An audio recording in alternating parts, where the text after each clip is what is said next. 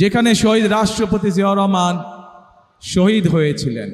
এই চট্টগ্রামের পূর্ণভূমির সাথে আমি এবং আমার পরিবারের একটি আবেগের সম্পর্ক রয়েছে। ছাত্র জনতা কেন সেই আন্দোলন করেছিল? এই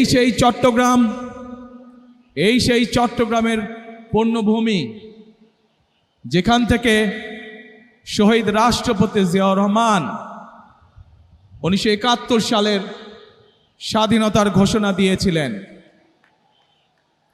এই সেই চট্টগ্রামের পূর্ণভূমি যেখানে শহীদ রাষ্ট্রপতি জিয়াউর রহমান শহীদ হয়েছিলেন। প্রিয় ভাই বোনেরা,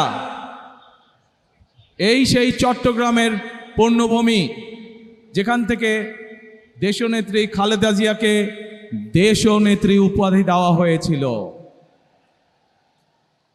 এই চট্টগ্রামের পূর্ণভূমির সাথে আমি এবং আমার পরিবারের একটি আবেগের সম্পর্ক রয়েছে।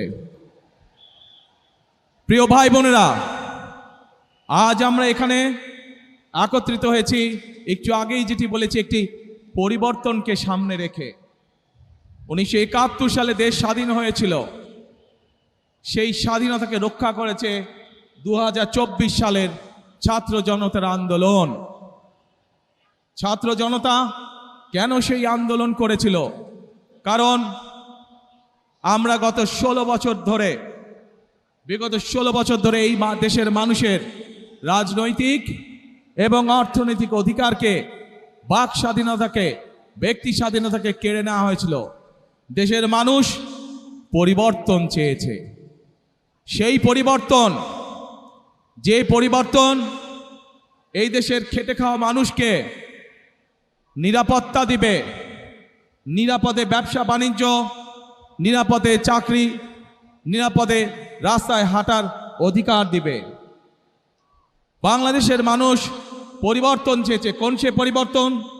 যেই পরিবর্তনের ফলে দেশের সাধারণ মানুষ তাদের সন্তানদের শিক্ষা ব্যবস্থা নিশ্চিত করতে পারবে। বাংলাদেশের মানুষ পরিবর্তন চেয়েছে। কোন সে পরিবর্তন? সেই পরিবর্তন হলো বাংলাদেশের মানুষ যেন তার এবং তার পরিবারের ন্যূনতম চিকিৎসা সুবিধা তারা পায়।